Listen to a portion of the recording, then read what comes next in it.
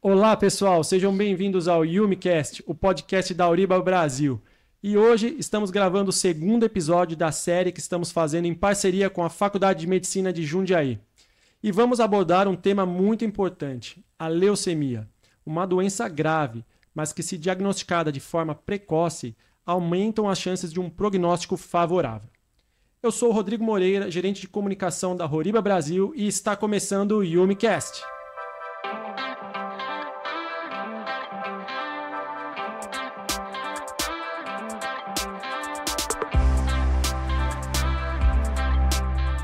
E como sempre, hoje estou na companhia aqui, diretamente do auditório Pedro Fávaro, dentro da Faculdade de Medicina Jundiaí, do CEO da Auriba Brasil e América Latina, Fernando Jório. Fernando. Olá, Rodrigo. É um prazer estar aqui na Faculdade de Medicina de Jundiaí. Olá, Fábio. Olá, doutor Nicolas. Estou muito feliz de estar com vocês hoje aqui e fazer um bate-papo de um tema tão importante da área de saúde, dentro da hematologia, sobre leucemias. Também está conosco hoje Fábio Oliveira, gerente de marketing e customer care da Auriba Medical Brasil. Fábio, tudo bem? Bem-vindo. Olá, Rodrigo, tudo bem? Prazer estar aqui com você novamente, Fernando, doutor. Vai ser um orgulho novamente participar desse episódio aqui na Faculdade de Medicina, o segundo da nossa série, e para falar hoje de um tema muito do nosso dia a dia, né? Hematologia, combinado com o diagnóstico e tratamento de uma doença tão importante que é a leucemia. Obrigado. Excelente, Fábio. E hoje aqui também temos a honra de receber o médico hematologista Dr. Nicolas Ferreira para falar sobre esse importante assunto conosco. Dr. Nicolas, muito obrigado por aceitar nosso convite e seja bem-vindo ao YumiCast. Boa tarde, pessoal. Queria agradecer pelo convite, tá? Estou muito feliz de poder falar sobre uma doença da minha área, né? Espero poder esclarecer todas as dúvidas que vocês têm, tá bom? E para o público, né? Meu nome é Nicolas, eu sou médico hematologista formado pela Unesp, em Botucatu, e eu fiz uma subespecialização em transplante de medula óssea pelo Hospital Sírio-Libanês. Legal, excelente. E, doutor Nicolas, então para a gente começar a nossa discussão aqui, eu queria já te perguntar, explicar para a gente o que é a leucemia. Tá bom, vamos lá. Então, a leucemia, né, é um câncer que acomete as células tronco, né, as células que produzem o sangue, né, então é uma doença da medula óssea, né, e onde que fica a medula óssea, né, a medula óssea ela está dentro dos nossos ossos, né, e essas células cancerígenas, né, elas, além de elas terem uma característica diferente, né, ou seja, elas não conseguem ter a função delas, ela acaba atrapalhando, né, a produção das outras células, né. E acho que é importante a gente lembrar, né, que no nosso país a gente tem um mês de combate à leucemia, né? E é um mês de fevereiro, né? É o fevereiro laranja. Acho que é importante a gente enfatizar sobre a conscientização da leucemia. Tá? Uma campanha promovida aí no país, né? Exato. Para essa conscientização dessa importância. E quais são os principais tipos da leucemia, doutor Nicolas? Tá. Então, no podcast, a gente vai abordar mais a leucemia aguda, né? E quando eu falo de leucemia aguda, eu falo de uma doença que tem uma progressão rápida, né? Então, o que seria uma progressão rápida? Aquela progressão de semanas a poucos meses de evolução, né? Dos sintomas, né? E a medula óssea ela começa a produzir células imaturas, né?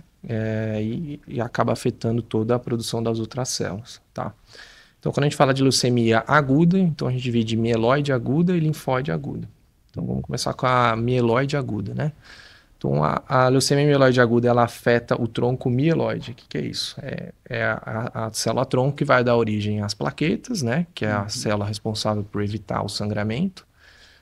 Vai dar origem aos glóbulos vermelhos, que levam o oxigênio para os tecidos, né? E vai dar origem às células brancas, que são as células de defesa. É bom a gente falar que é uma doença rara, né? Na leucemia mieloide aguda, nos adultos, é a segunda mais frequente, tá? Apesar de rara, ela é prevalente ainda na população. Entre as leucemias. Entre as leucemias é a segunda mais prevalente, tá? a idade média, mais ou menos, do diagnóstico, acho que é importante a gente falar, né? É por volta dos 68 anos de idade, né? E quando vai passando, quanto mais idoso a paciente, maior a chance de ter uma leucemia mieloide aguda, tá bom? Quando a gente fala da leucemia linfóide aguda, né? A gente está falando de uma doença que afeta o tronco linfóide, né? Que o tronco linfóide vai dar origem lá na medula, vai dar origem aos linfócitos, que também é uma célula de defesa que produzem os anticorpos, que é como se fosse o general da nossa defesa, tá bom? E é uma doença que ela acaba cometendo mais criança, né? Então, é uma média assim, nas crianças, 75% quando acomete tem menos de 6 anos de idade, tá? E tem um segundo pico, né, de incidência em pacientes que têm acima de 60 anos. Tá bom? Doutor Nicolas, e nesses casos de pacientes mais idosos, né, nos dois, comparando a mieloide com a linfóide, tem algum que é mais grave ou as duas, os tratamentos são complicados por igual, depende do... Vai depender de muitos fatores, assim, né? Da característica da doença, das comorbidades do paciente, das doenças que o paciente tem, né? Mas em pacientes idosos acabam sendo pior, tá? Tanto a LLA quanto a LMA. Que é a leucemia mieloide aguda quanto a leucemia linfóide aguda. Tá? E na parte de exames, né? Queria perguntar para o Dr. Nicolas, com relação ao diagnóstico, um exame básico como o hemograma, ele ajuda já no caminho de um diagnóstico para leucemias de uma forma geral, doutor? E, de fato, né, quando um paciente chega para a gente com esses sintomas, né, o exame de maior importância para a gente acaba sendo o hemograma inicialmente, né? Porque a gente consegue ver esses detalhes, né? A gente consegue ver a hemoglobina baixa, consegue ver as plaquetas, consegue ver as células, os leucócitos, que são a defesa do nosso corpo, né? Perfeito. Então a gente consegue ter uma ideia, né? E depois que a gente avalia, né, o médico ele pode pegar esse sangue, fazer uma lâmina, né? Ou seja, pega o sangue, faz uma lâmina e leva para o laboratório para ver no microscópio. Perfeito. E aí a gente consegue ver as características da célula. Eu queria até aproveitar, você falou que a leucemia linfóide aguda acontece mais em criança. E tem algum sintoma da criança? Ou é pego assim também algum exame de rotina? Ou a criança apresenta alguma característica? Por ser uma doença aguda, né, de curso que tem uma evolução de semana a poucos meses, né, ela começa a ter esses sintomas mesmo de anemia, pode ter vir com quadros de infecções recorrentes, de sangramento, né? Então são sintomas relacionados à diminuição das células do sangue, tá? Dr. Nicolas, além do hemograma, né, depois de ter feito esse exame, existe algum outro exame também para diagnóstico e como detecta essa doença? Né? Tá. Então, depois que a gente suspeitou, né, uma leucemia aguda, a ideia é a gente fazer uma avaliação da medula óssea, né? Que a medula óssea é a fábrica do sangue, né? E onde que está a fábrica do sangue? Está dentro do osso, né? Então, a gente faz uma punção aqui na região da bacia, né? A gente vai, tira um pouco do sangue e a gente manda para análise, né? E quando eu falo análise é fazer a avaliação no microscópio, é fazer a avaliação genética dessas células, porque isso vai conseguir ajudar a gente a definir qual tipo, se ela é linfóide ou ela é mieloide, e também ajuda a gente a programar o tratamento. Correto. Né? Porque dependendo das mutações, de como são essas células, a gente acaba tendo um tratamento diferente. Bom? E a gente está comentando do diagnóstico, né? Aqui, você até comentou que a leucemia crônica ela é assintomática, então a importância de um exame de rotina, de check-up, né? Mas a importância do diagnóstico precoce para o sucesso, né, do tratamento da leucemia. Quanto mais rápido, por ser uma doença grave, né? Quanto mais rápido o paciente tem o contato com o médico, né? Mais precoce a gente consegue iniciar o tratamento da doença, né?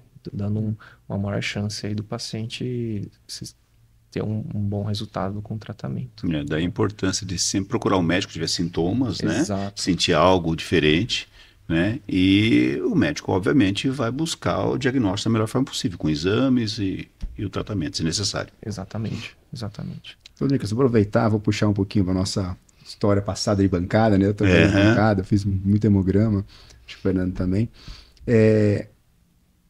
A gente sabe que um hemograma de leucemia geralmente vai apresentar muitos leucócitos. Exato. Contagem aumentada de leucócitos. Atípicos, né? Tem blastos, né? Muitos blastos na contagem da lâmina, né? Muitos, eu acredito, bem, muitos laboratórios talvez soltem algum resultado só com a contagem, sem observação. Para um médico hematologista, é importante que tenha a descrição do formato dos blastos, características dos blastos. Isso muda alguma coisa para vocês no segmento do tratamento da doença ou diagnóstico? Ou só realmente a contagem numérica, quantitativa, já seria o suficiente? Eu acho que ajuda, sim, a gente saber a característica do blasto, né?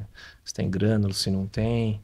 E anteriormente, né, antes do diagnóstico com avaliação molecular, citogenética, né, que avalia o gene mutado, a leucemia era classificada olhando na lâmina mesmo, né, pelo formato, pela característica do blasto, né. Hoje mudou um pouco, né, mas a gente consegue, ajuda muito a gente saber, por exemplo, se a gente está diante de uma leucemia promielocítica aguda, né, que é um tipo de leucemia específica que a gente tem que entrar com uma medicação precoce, né, que é o ATRA, né, que é um tratamento para a gente, né, mudar o desfecho, né. Então, mas ajuda. A gente saber a característica do blasto ajuda, sim. Escrever, né, fazer a descrição do que está visualizando. É interessante. Esse ponto você tocou, né, da época da faculdade, lá que a gente estudava lá no microscópio para analisar células, né? Então, quando aparecia células imaturas, né, tínhamos que colocar, apontar, descrever, né, para o médico ter a informação mais completa. Se era um linfoblasto, ou mielócito, promielócito, o que a gente encontrasse ali, suspeitasse, né, ajudar o médico no diagnóstico. E realmente isso é bem detalhista, é bem difícil, importante, né? Mas tem que se esforçar e colocar isso. Acho que ajuda muito o médico, né? Eu vou até além, acho que o doutor talvez concorde comigo.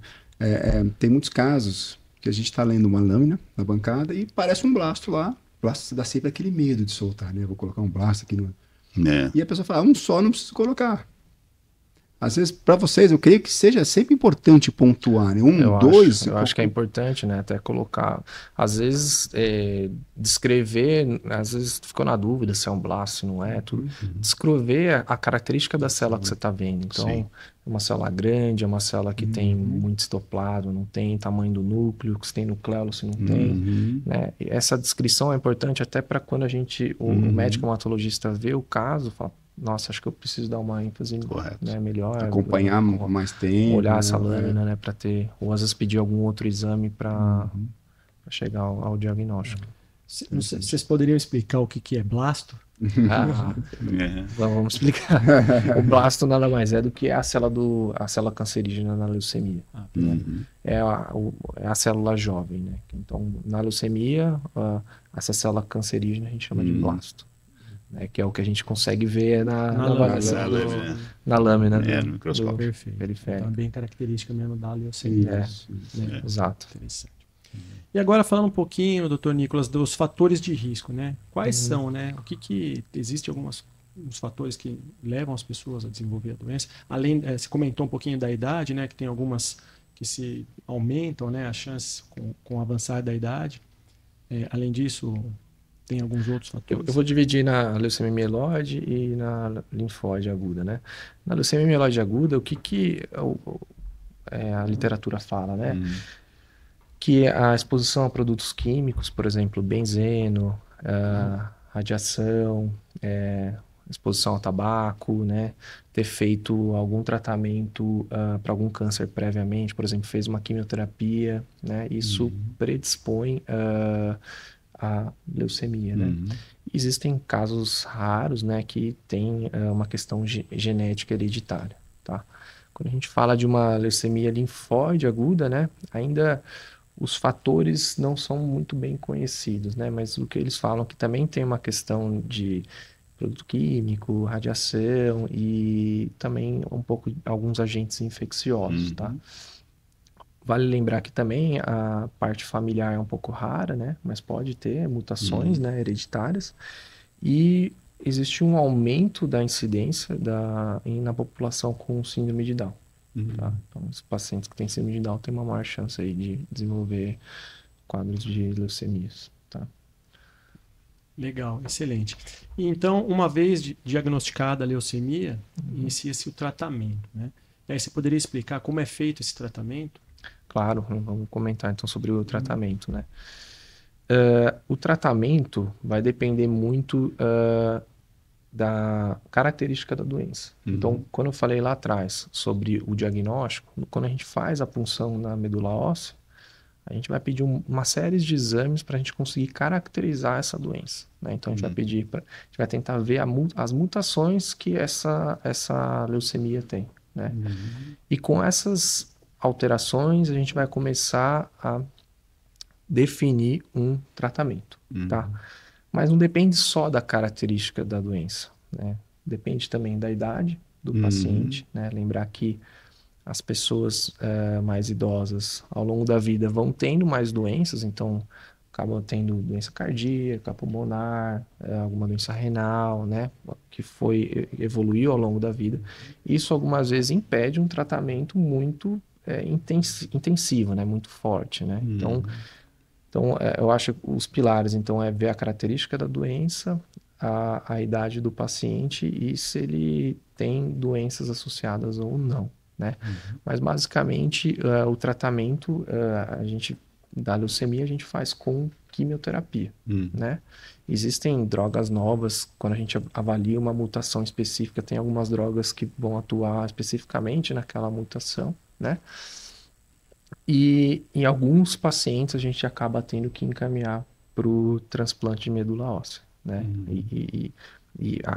Para a gente encaminhar para o transplante de medula óssea vai depender também da característica da doença, né? E a gente sempre tem que avaliar se o paciente tem ou não condição de ser submetido a um transplante de medula óssea. Tá? E o transplante de medula óssea, ele é eficaz tanto para linfóide quanto para mieloide, para as duas. Exato. E o transplante é indicado na fase aguda ou crônica? A gente começa o tratamento, né? Assim que a doença entra, que a gente fala em remissão, que a gente trata a doença, aí a gente programa para realizar o transplante, né?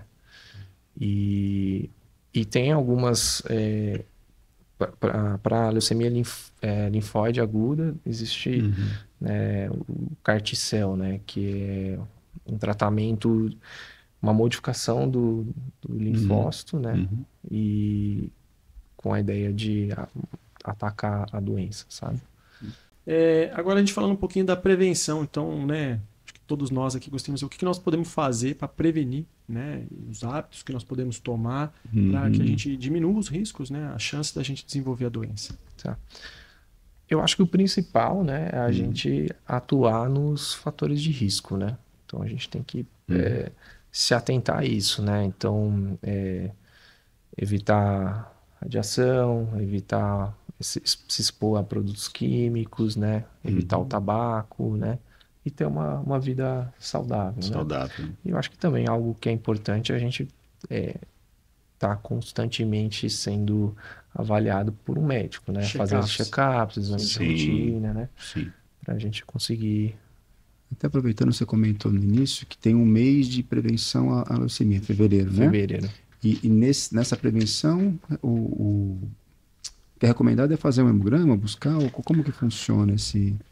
Assim, falando em aguda, né, a gente não vai fazer hemograma né, na prevenção, mas eu acho que é mais conscientizar a população sobre, né, os sintomas, né, quem que deve procurar, tudo, né, o tratamento. Não tem um exame ligado a esse mês de prevenção, como, por exemplo, da próstata, da mama, né? Não tem uma mais determinação, mais conscientização mesmo. Conhecer a importância, né? Com certeza. E a gravidade dessa doença, a leucemia, né? Que acomete o sangue. Eu acho que, né, quando começa a sentir alguns sintomas, acho que procurar o médico o mais breve possível, né? É o ideal. Às vezes a pessoa tem aquele sintoma e acha que não é nada, Não é tá nada. postergando faz muito tempo, Isso. depois eu vou no médico. Consulta o depois... Dr. Google, às vezes, às né? vezes olha Esse é um Dr. problema. Google, E muitas vezes o paciente, né, o que acontece, né? O paciente vem fazendo febre e procura, ou toma tem alguns analgésico. episódios de hematoma e Sim. sangramento e acho que vai passar. E aí, a hora que procura muito já Tardio. mais tardio, né? Já como... Sim, sim. Acaba se automedicando em casa. Exato, né? E Fez não- febre, não- toma dipirona, né? Então, eu acho que, né, começou a se ver que não está se sentindo bem, né? E acho que vale a pena sempre consultar um clínico, né? Para Claro. inicialmente, né? Para Pois é, pensar direcionar. na Sim. hipótese, né? Sim. E de novo, né? A importância do check-up regular, né? A gente tá sempre fazendo exames de rotina, porque às vezes a gente acha, pode estar se sentindo bem, né? Mas no fundo tem alguma coisinha ali que já está começando a dar indício de que precisamos de cuidados médicos. Né? Exatamente. Doutor Nicolas, durante a semana a gente recebeu algumas perguntas internas lá dentro da empresa que eu queria fazer para você. Então, a primeira delas a pessoa pergunta aqui, é verdade que a leucemia é sempre mais grave em crianças? Tá. Tem esse Não mito, né? não é bem assim, né? Eu acho que como a gente falou, né, antes, o idoso, né, se a gente for ver o idoso, ele tem mais doenças, ele tem uma maior fragilidade quando comparado com uma criança, né? Então, aquele paciente que tem uma alteração cardíaca, pulmonar, né? Então, a tendência é nesses pacientes ter um pior, não ir muito bem, né? Sim. E a gente vê que na leucemia linfóide aguda na criança tem uma boa resposta, né? Isso não quer dizer que na criança não é uma doença grave, né? Então, é uma doença grave e a gente tem que lembrar sempre que na leucemia tem como a doença se apresenta, né? Então, às vezes a doença ela tem umas mutações de alto risco, né? Isso vai impactar em como vai evoluir essa doença, né? Então, Perfeito. E a segunda pergunta, eu acredito que deva ser a dúvida de muita gente que está nos vendo aqui, é se existe a cura, a possibilidade de cura para a leucemia. tá. O tratamento, né? É claro que a gente sempre, no tratamento, a gente vai olhar quem é o paciente, né? A conduta vai ser individualizada, né? Então, a gente vai ver quem é o paciente, quais são as doenças que ele tem, a idade e como é a doença, né? Mas, de fato, o tratamento, ele é curativo, né? Avaliando tudo isso, né? Se o paciente vem nas doenças, tudo, a ideia é curativa, né? Então, tem alguns pacientes que vão precisar só de fazer um tratamento com quimioterapia, né? E outros pacientes vão ter que ser encaminhados, de fato, para o transplante de medula óssea, né? E isso, como eu disse, né? Depende muito do paciente, se ele vai conseguir ser submetido a um transplante, né? E também da característica da doença. É sempre bom lembrar que o transplante de medula óssea não é algo simples, né? É um tratamento bem que requer bastante cuidado, né? Pelo complexo, pelo risco de infecções durante a internação, até no período pós-tratamento, né? Tem que fazer um segmento a longo prazo. Tá? E uma dúvida, doutor. Caso haja necessidade de fazer esse tipo de tratamento, isso é disponível nas cidades, por exemplo, como nós aqui em Jundiaí, nas cidades menores, ou o ideal é ir para grandes centros, porque já tem uma complexidade grande um tratamento desse? Existem centros de transplante, né? A Jundiaí não tem um centro de transplante de medula óssea, né? Então, esses pacientes, quando chegam ao médico hematologista e o médico hematologista faz a avaliação e vê que tem critérios para um transplante, né? Sim. Ele acaba entrando em contato com o serviço transplantador, né? E acaba encaminhando para uma avaliação do médico que faz transplante de medula óssea, né? Jundiaí, se eu não me engano, eu acho que os pacientes vão para Campinas ou Sorocaba. Tá, São perfeito. os dois centros aí que eu me lembre que os pacientes acabam indo para o transplante. Mais São próximos, Ótimo.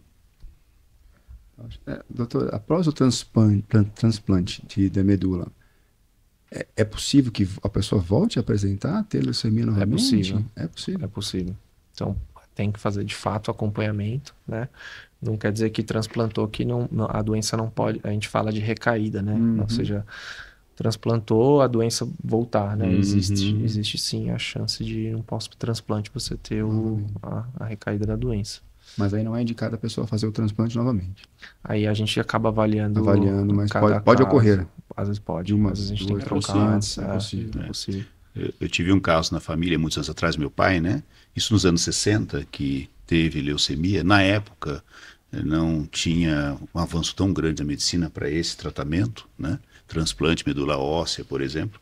E aí fazia-se transfusão sanguínea, né? Com uma certa frequência, né?